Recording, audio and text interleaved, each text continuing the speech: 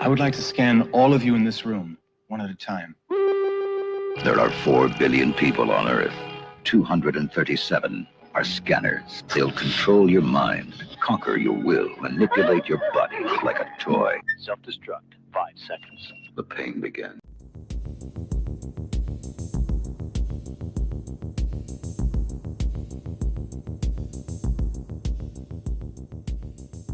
Hey guys, I'm Kevin. I'm Jake.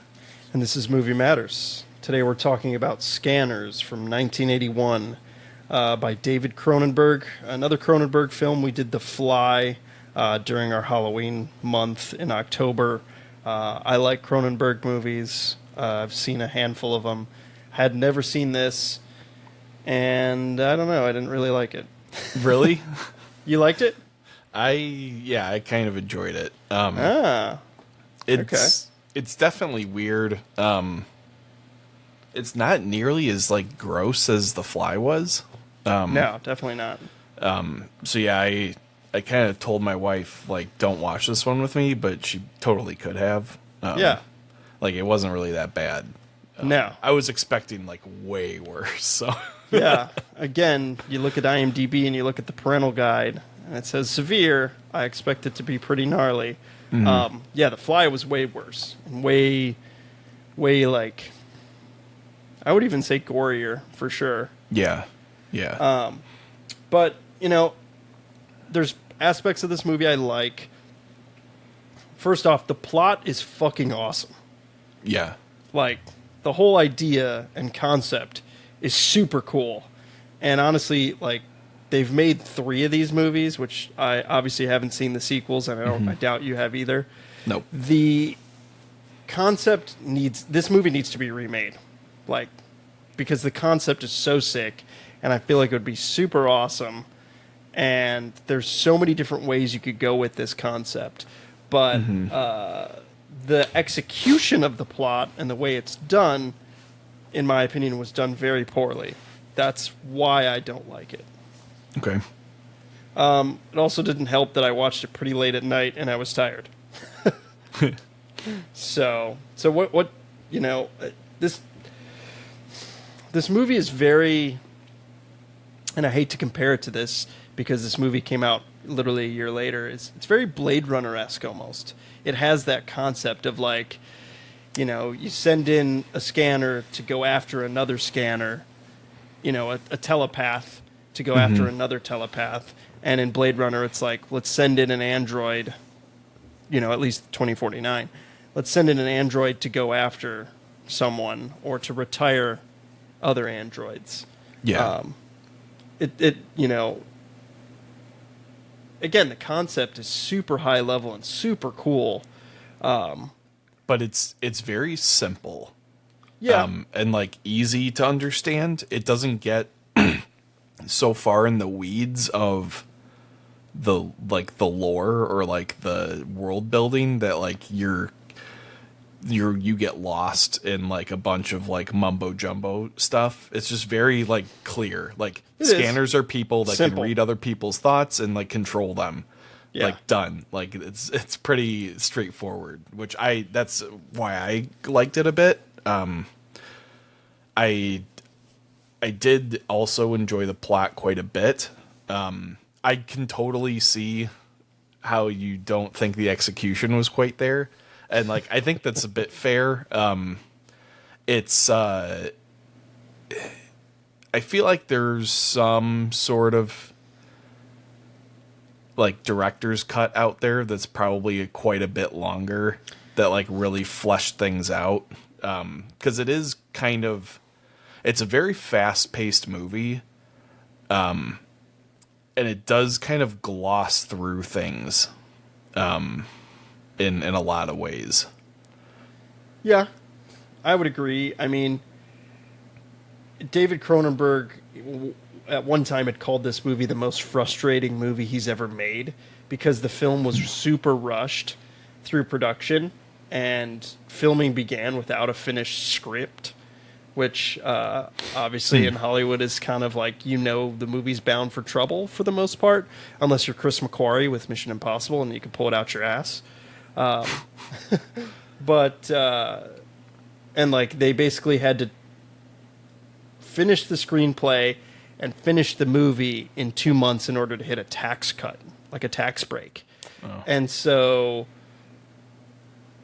Cronenberg was basically just like, this is very difficult, and two of his actors didn't get along, and so it was just tough for him, which I could see that. Also, like, first off, like, the main actor who plays Cameron Vale, he is so boring as the protagonist in this movie. He is so fucking boring, and like his acting is god awful. He's just so straight faced, so monotone the whole time, and it like annoyed the shit out of me. Did he bother you that much or anything? So I kind of took that all as purposeful, and that he's like a dysfunctional person. Like that's Okay. kind of how I saw it. You may be totally correct, and like it was just terrible acting. Like I don't know, but like maybe I read too much into it. But yeah, I mean, he's definitely he's not a very compelling hero. No, not at all.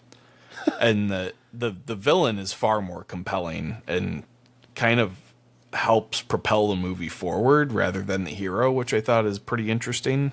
Yeah. But yeah, he's kind of like we'll get to the ending, I'm sure, but like Cameron Cameron Vale Yeah, that's his name in the movie. is the main character's name. He kind of is just like pushed or like glides through like all of these situations, and like in the end his nemesis or evil counterpart kind of says that like everything was kind of orchestrated by him, you know, to get Cameron to him at the end. So I mean, I don't know. It could just be that he's not a good actor. I don't know, but he's in a couple other Cronenberg movies though. Yeah. That actor. So that's interesting. But apparently now he's like a very successful and prolific painter. Huh. Okay. I don't know. He's the center of the movie. I mean, if you were to remake this movie, you got to make the character fucking way more compelling and like Yeah. have some like a little bit more humanity to him. Give him one piece of humanity that like ties him to the audience, and it helps raise the stakes a little bit. I mean, Yeah. I talk about this with everyone about movies lately. It's just like, I gotta have emotional stakes. There's got to be something in it for me that connects me to this movie, to this character. I mean, obviously you don't connect to every single character. Like, I'm not doing fucking drugs every day, and I'm not gonna go watch the Basketball Diaries and be like, yeah, Leonardo DiCaprio, I relate to you. Yeah. But like, just make him more compelling. I don't know. I mean, the antagonist I like, but again, I don't know what his clear motives are and his mission is. I mean, he kind of says it at the end, but it's like, okay, cool. Yeah, it's not like that. I think was evidence of it being rushed. Like it's not really seeded throughout the film Exactly. that he has this like hatred of humanity. You know, he's trying to like build up to this like big like extermination event type thing. Yeah.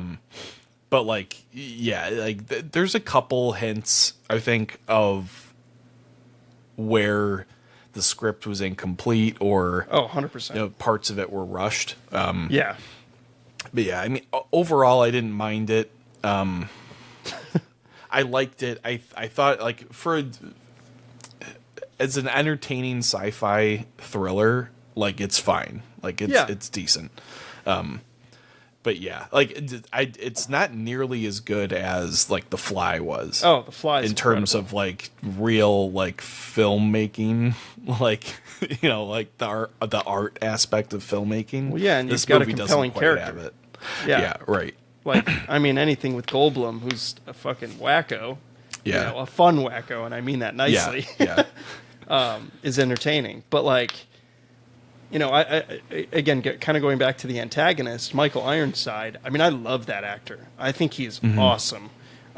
He's great in Total Recall, and I love when he gets his arms ripped off in that movie. Spoiler alert for people who haven't seen it. That part's fucking awesome. He's great, and he's great in The Machinist. I mean, he's great in everything. He's great in Starship Troopers. I love him. I think he's awesome, and I think he's awesome in this. There's just the characters needed to be fleshed out a little bit more for you to care for them, especially with them being, you know, the whole thing is like there's 237 of these people in the on the planet out of, you know, what, 6 billion or whatever, and it's like, we'll make them a little more special.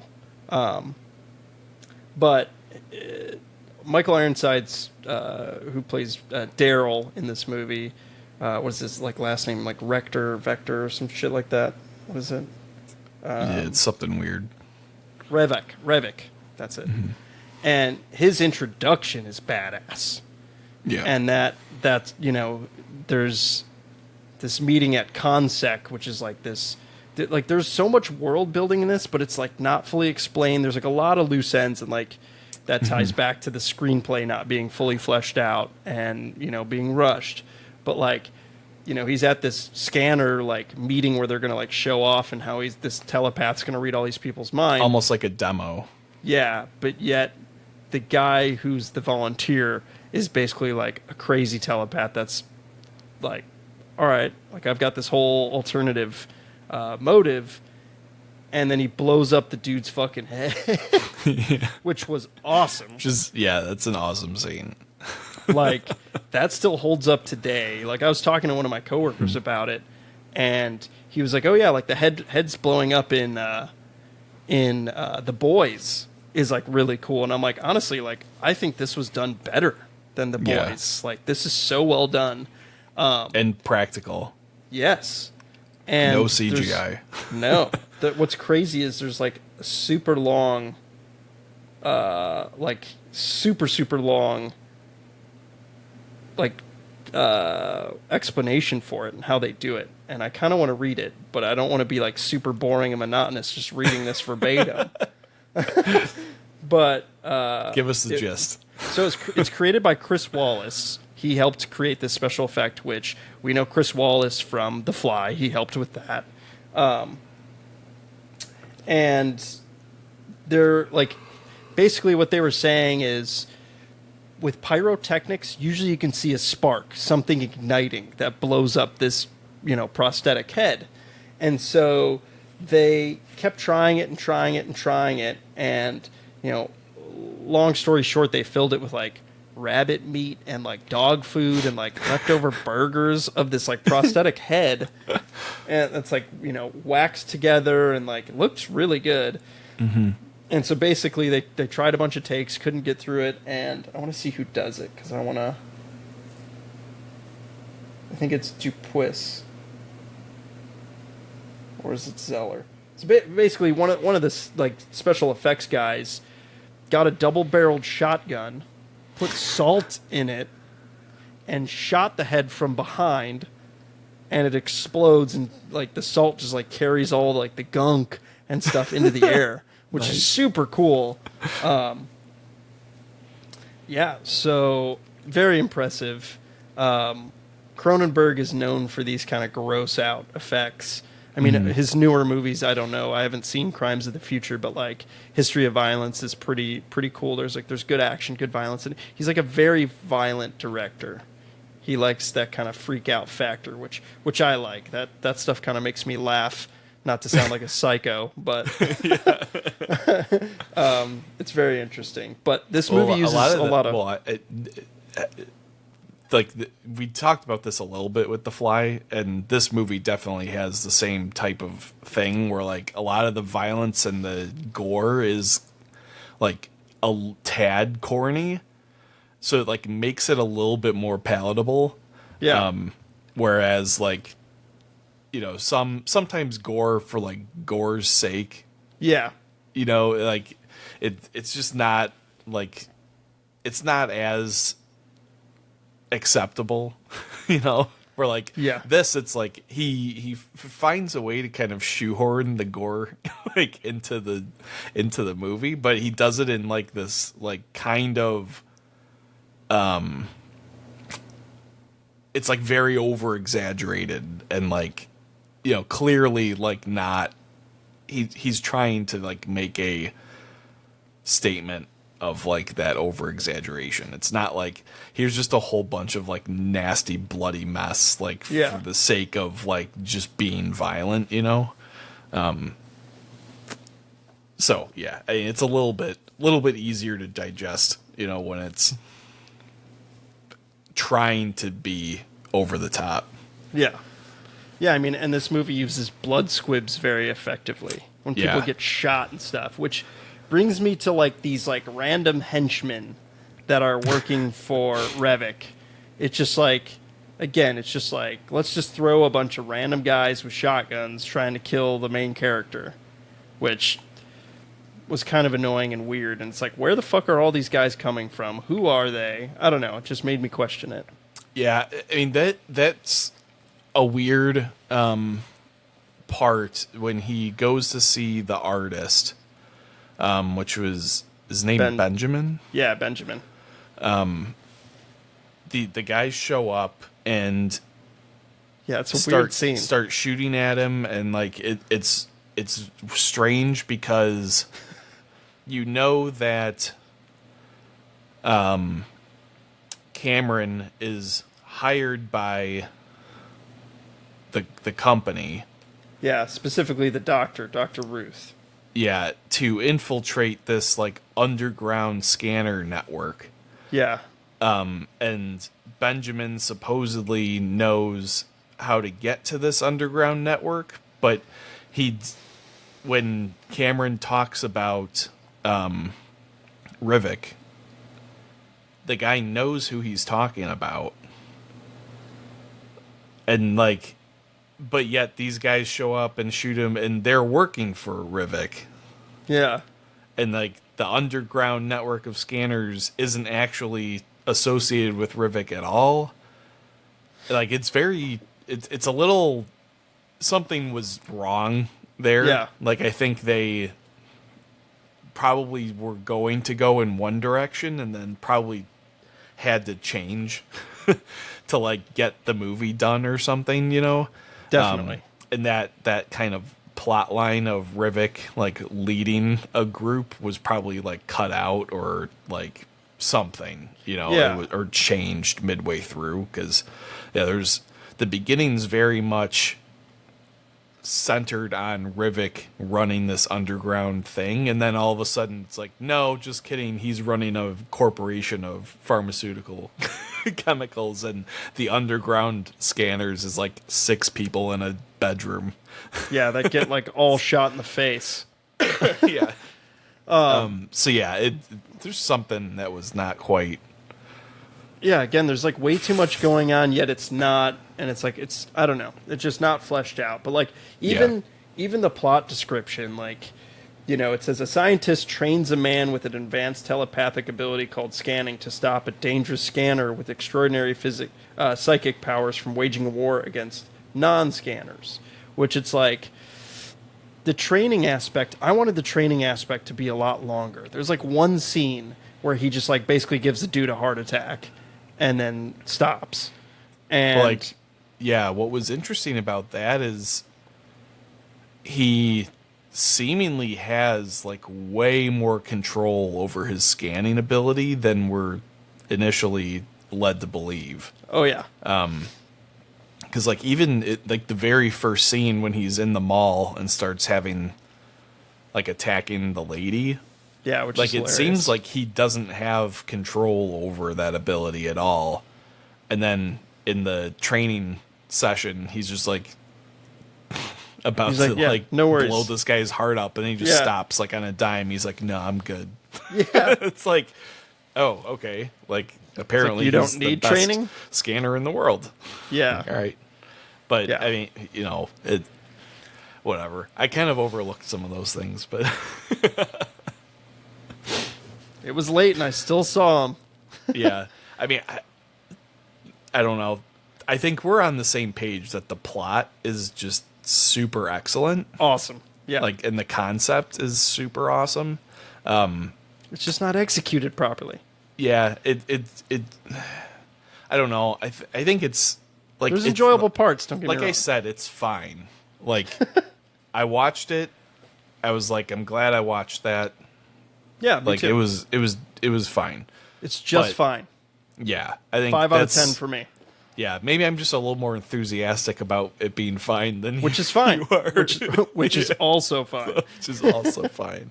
But like, yeah, I mean, it's I do agree. I think this needs to be remade, 100%. and it needs to be maybe even like a 2-part movie. Yeah. I mean, Like- there's so much backstory that could be fleshed out. Again, I think the training aspect would be super badass. And then obviously you find, like, I think a cool twist would be like that Dr. Ruth. You know, they have that stupid twist where he's like, oh, this guy's our father. And, like, you know, it's like, have that guy secretly kind of be a scanner, which maybe he was. I don't even know. It seemed like they were trying to set that up when he's Yeah. like muttering to himself before he gets killed. Yeah, no, 'Cause, like- what happened was Cameron was basically using his mind and like they were like mind melding, I think is what I took Oh. up at it, and like he was going through the computer to figure out what was going on, and he was relaying it to Cameron or to Ruth, Dr. Ruth. That's what I Okay. thought. That's how I perceived it. I could be Okay. wrong, but that's how Maybe I you're right, because yeah, that whole scene didn't really make sense to me. It was but, interesting, yeah, if for that's sure. what's going on, then yeah, that makes more sense. And then you have Keller, who's like the one security guy or whatever that's working with Revik, and I liked that, like That- the I thought that inside was cool, man too. kind of Yeah. thing. Like that was kind of neat. But ultimately, like, weird that like everyone in what's the name of the company? Consec. Consec. Like the entire board of directors has to know who the bad guy is.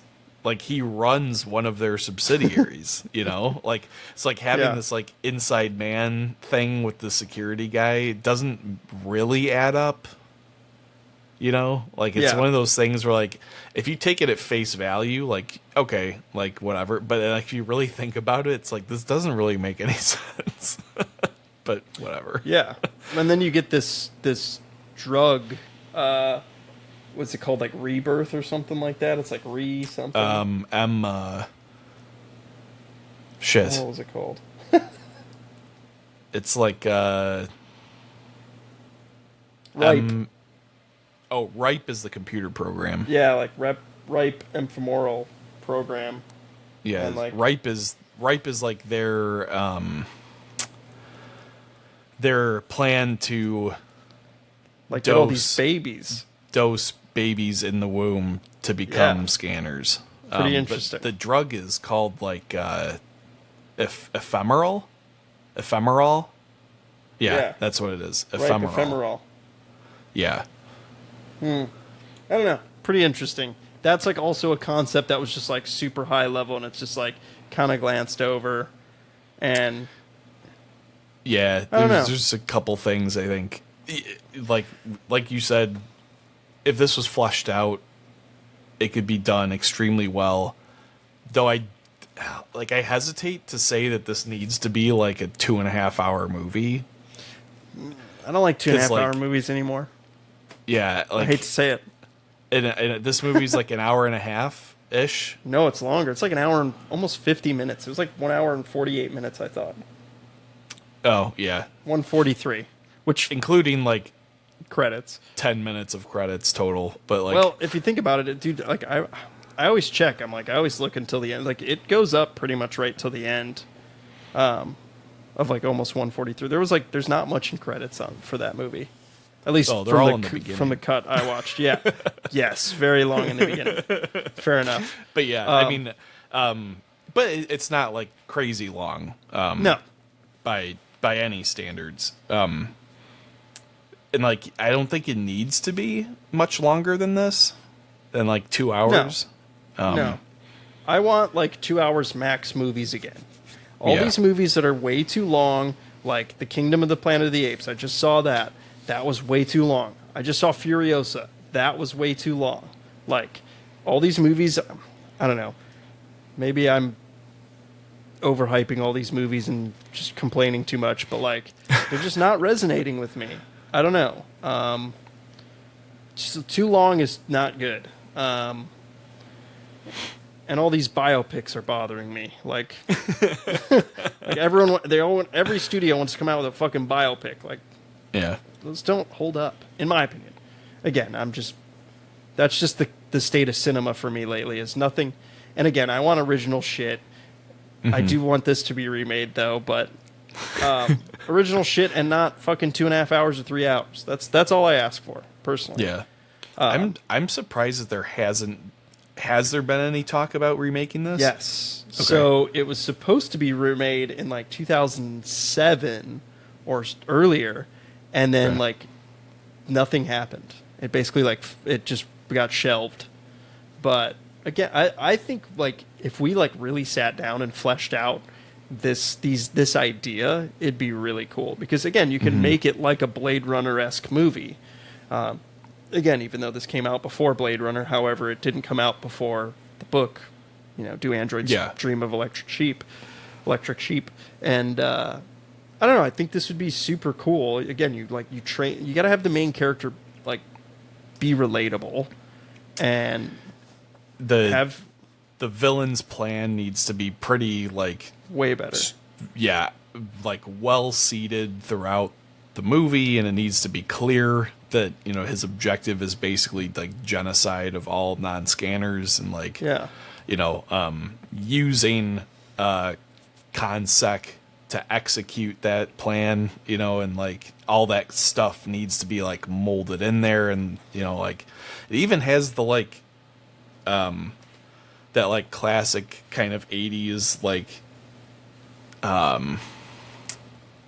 because ConSec is like a military and like private security contractor, type of thing. So like it's got that 80s like little nod at like politics of like the military industrial complex and like stuff like that, and like that's all still relevant today. So like that's all things that should be incorporated in some kind of remake. This and would be cool is if like the remake is like has an 80s timeline, which would be super cool. Yeah. But this movie feels 80s to me, even though it's 81. It's got a little bit of a 70s vibe to it, a little bit. Yeah, I'd say that the actual like filmmaking still feels a tad 70s. Yes. And the way people look and dress is very 70s still. But agreed. But like you go to that mall in the beginning, that looks very 80s to me. That was cool. And just the concept in general is pretty 80s. I mean, what's cool, this movie reminded me a lot of Stranger Things with Eleven's character and how, a telepath bleeds from their nose when they're using their telepathy.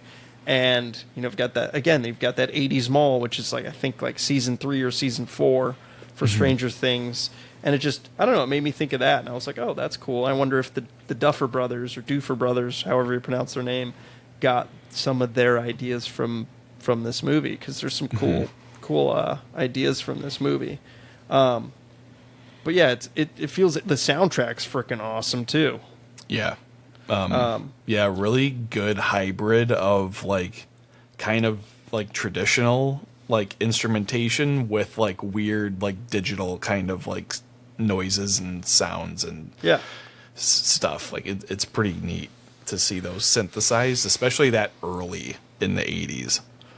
Yeah, it's definitely an 80s movie I like. I mean, that's definitely one of the main reasons I like it. But again, 5 out of 10. But what are your thoughts on the ending? So I think introducing the ability for Cameron to like inhabit another body is kind of cool. And like I felt like this movie was probably sequel like ready because of that. And obviously it did get 2 sequels. Yeah, apparently they suck. Because Cronenberg's not involved in them. Yeah, I would assume that, but yeah, I mean, I think it was a good like final face off between the hero and the villain. Like I feel like it could have been a little bit more spectacular, but I mean, like overall, it was like fine. Like Yeah. it was pretty good. Like the effects were awesome. Like Oh, the like yeah. veins growing in their arms and like on their faces and stuff, and like super cool. Cameron's eyes like blowing out, like Yeah. disintegrating was super cool. And then Revik's white eyes, like Yeah, that was I mean, pretty awesome.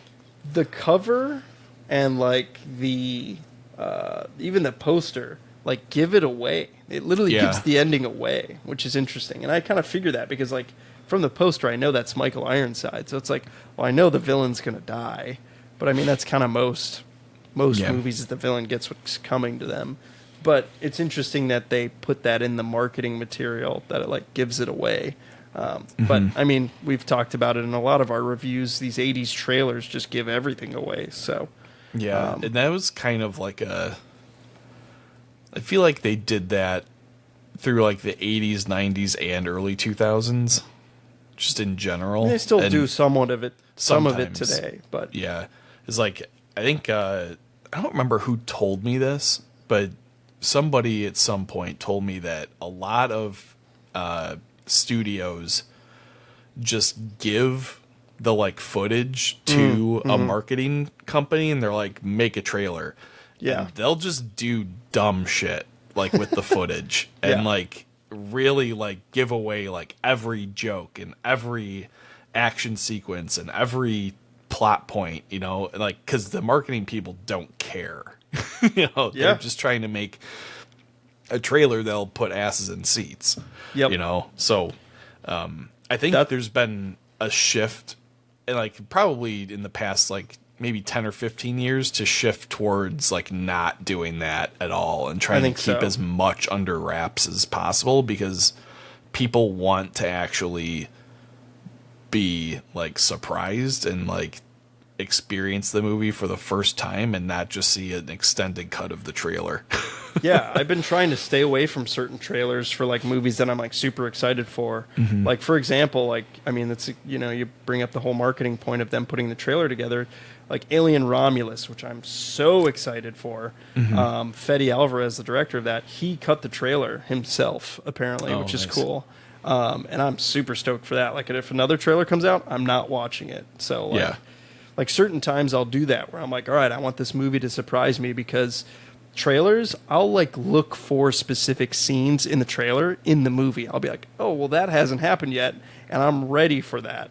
And Yeah. oh, like I'm gonna anticipate that coming, and it kind of ruins the element of surprise for me a little bit. But with Cronenberg's movies, his movies just kind of end, and they're depressing. Like they're all like most, at least the '80s ones that we've watched, or at least I've seen too. Like, I mean, this movie just literally just ends. It just like Yeah. This one's a little more hopeful like- though. just like, hey Kim, it's me, and then it fucking ends. yeah, yeah. Well, he says we won. Yeah, So, you know, Pretty I cool. guess it's nowhere but near as bad as The Fly. yeah. The fly, The Fly's super fucking depressing. fly socks you in the fucking stomach, and is just like, all right, see you later. Blow the guy's head off and while he's just struggling on the ground. So depressing. There's another movie called The Dead Zone with Christopher Walken that I watched recently. It's a Cronenberg movie, and that ending is depressing as fuck too. I'm not going to say it because we might watch it, but it's just like super depressing. Dead Ringers is another movie Yeah. from the 80s too. Have you seen it? I think that's on the list. Yeah. I have not. I don't think I've seen any Cronenberg movies besides the 2 that we've watched. Oh, you've never seen Eastern Promises? Nope. Dude, add that to your list. That's like a 2000s movie. That movie's fucking awesome for our listeners. Definitely check that Cronenberg movie out. Completely different from these movies that we're watching now, but very cool. Also, A History of Violence is really good. Both those movies star Viggo Mortensen. I never can fucking say his last name. But both very good, very entertaining. Violent. As a heads up, both are violent. But I like Cronenberg. I've liked pretty much all of Cronenberg's movies. Again, I give this about a 5 out of 10. It just had so much potential for me. But again, it's the 80s. You have a rush budget. I get that. And again, the effects are fucking sick in this movie, literally. But I'm trying to see how much this movie made. I wonder if it made a ton of money. But like even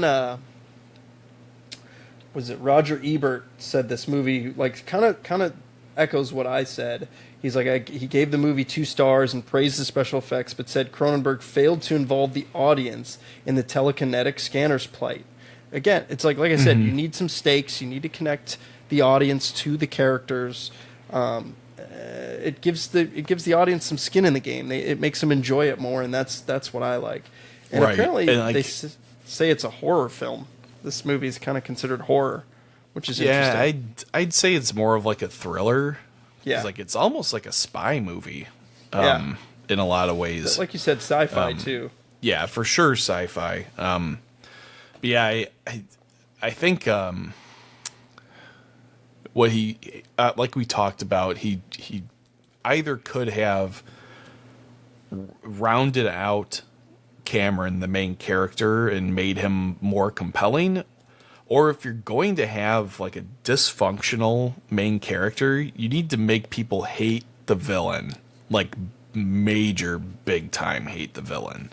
And like Michael Ironsides is, very good in this, but like you don't know what his motives are, like for 2/3 of the movie, basically. Yeah. So it's hard to really hate him, and like I kind of get what they were trying to do, because I feel like they were trying to keep it kind of a mystery on whether or not he was actually well, I don't know. It's just like I feel like it just wasn't done entirely like with like I feel like the ending and like some of the tying elements just weren't conceived until it was too late. And it just kind of comes together, and like you're done, Yeah, just make a compelling character that we care about. Make a story that we care about. This movie was made for like $44 million in Canadian dollars, because it's a Canadian movie, which is funny. And it made like $14 million at the box office, so it made money. I mean, I guess that's why it spawned some sequels. Yeah. But yeah, it's interesting. I don't know if I'll ever watch it again. Maybe. Yeah. I don't know. I'd rather watch other Cronenberg movies, but yeah, I know this movie's got a big cult following, though. It does. A lot of people love it, which it's like interesting. I mean, it's one of those like gory, kind of like horror-esque movies. People really like that kind of stuff, and this movie definitely is within that kind of realm. So yeah, agreed. What do we got coming up next week? Another horror movie called Near Dark. Yes. Which, and then after that we have Altered States, which apparently is very similar to this movie I read. So, but made with a way bigger budget. So we'll have to when we get to Altered States, we'll come back to this movie and we'll talk about how they compare and contrast a little bit. Yeah. I'm excited for the next one. It's movies I haven't seen, which I like.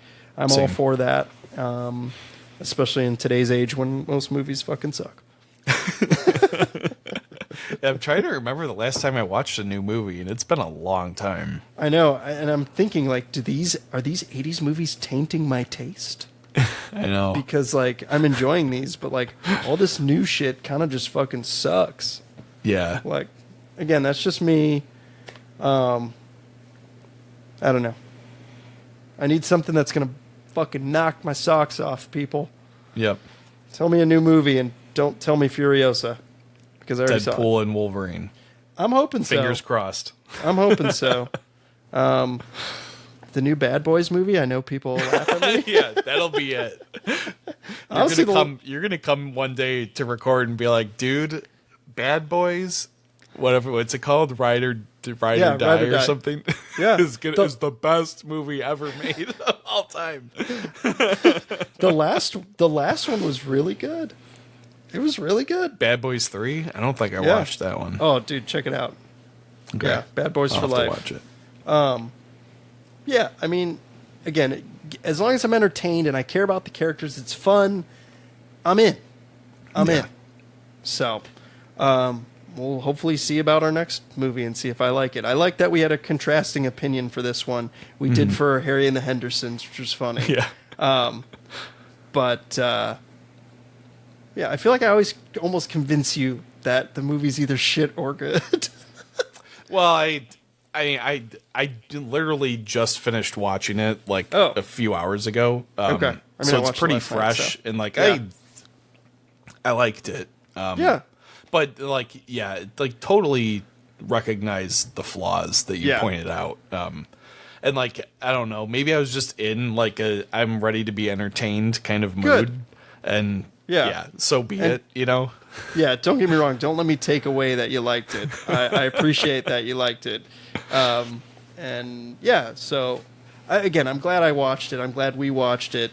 Yeah. And yeah, we'll see how the next movie goes. See if we have more contrasting opinions, which I like. It's good discourse. Yeah,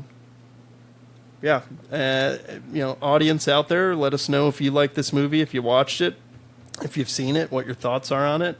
And shoot us a comment, email, say hi. Yeah. You know you want it. Give us suggestions. Cool. All right, guys. Well, thanks for listening. This one was pretty fun. So have a good one. See ya.